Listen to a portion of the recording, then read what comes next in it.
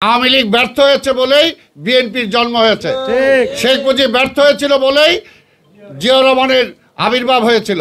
বাংলাদেশ যতদিন আছে বিএনপি ততদিন থাকবে। ক্ষমতার চেয়ারটা খুব আরামের, বিএনপিকে ঠেকানোর চেষ্টা করেন না। বিএনপি একমাত্র এই দেশের রক্ষা কবচ।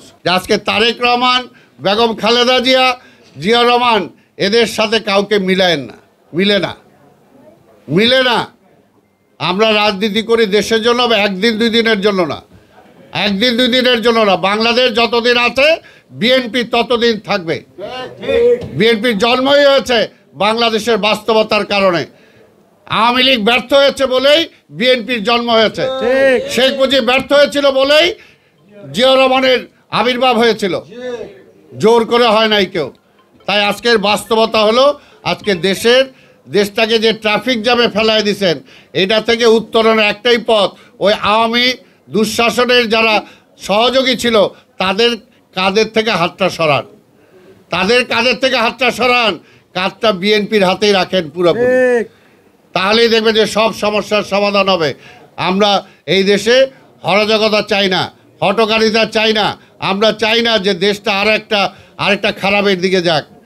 কারণ আমরা দেখেছি স্বাধীনতার পরে এই শেখ মুজিবুর রহমান এই রেসকোর্সে দাঁড়ায় বলছিল 3 বছর কিছু দিতে পারবো না, মানে মানুষও অ্যাকসেপ্ট করে নিছিল। যেমনি আপনারা বলতেছেন সময় চাই, পাবলিক রাজি আছে, কিন্তু শেখ মুজিবুর রহমান 3 বছরে কিছু দিতে পারে নাই, দিছিল দুর্ভিক্ষ দিছিল। আর্মিকে শেষ করার জন্য রক্ষী বাহিনী সৃষ্টি করছিল। শিক্ষা প্রতিষ্ঠানগুলোকে শেষ করার জন্য নকলের ছড়াছড়ি করে দিয়েছিল। পরীক্ষার বদলে অটো পাস দিয়ে দিচ্ছিল। কাজেই দেশটা ধ্বংস হয়েছিল, মানুষ প্রতিরোধ গড়ে তুলেছিল। আমরাও চাই না যে আপনারা ব্যর্থ হন। ওই স্টেডিয়াম বানানোর জন্য আপনারা পরিকল্পনা নিয়েন না। আপনারা পরিকল্পনা করেন যে আগামী কিছুদিনের মধ্যে কিছু সংস্কার করে কিভাবে নির্বাচনটা করতে পারেন, কিভাবে নির্বাচিত প্রতিনিধিদের হাতে ক্ষমতাটা অর্পণ করতে পারেন। কারণ আপনাদের দীর্ঘদিন ক্ষমতায় থাকার কোনো সুযোগ নাই। এর আগেও যেটা বলছি, ওই ক্ষমতার চেয়ারটা খুব আরামের, কিন্তু আবার খুব দুঃস্বপ্নও কিন্তু সেটার মধ্যে আছে, কষ্টও সেটার মধ্যে আছে, যেটা আজকে হাসিনা বুঝতেছে। এই জন্য আমরা চাই না যে সেইভাবে সেই অবস্থাটা হোক। আমরা চাই, তাই আজকের সরকারকে বলবো, আওয়ামী লীগকে পুষেন না, আর বিএনপিকে ঠেকানোর চেষ্টা করেন না। আওয়ামী লীগকে পুষেন না, বিএনপিকে ঠেকানোর চেষ্টা করেন না। বিএনপি একমাত্র এই দেশের রক্ষা কবচ। এই দেশের মানুষের জন্য রাজনীতি করে।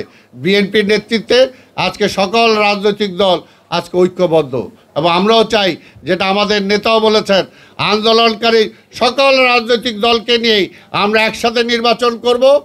তারপরে নির্বাচনের পরবর্তী পর্যায়ে সবাইকে নিয়ে একসাথে জাতীয় সরকার গঠন করব। এটা বলতেও বুকের পাটা লাগে। তারেক রহমান সেটা বলেছেন। কি সংস্কার করবেন? তারেক রহমান তো বলে দিছে যে 2 বারের বেশি কেউ পরপর প্রধানমন্ত্রী হইতে পারবে না। এর চেয়ে ভালো সংস্কার কি করবেন?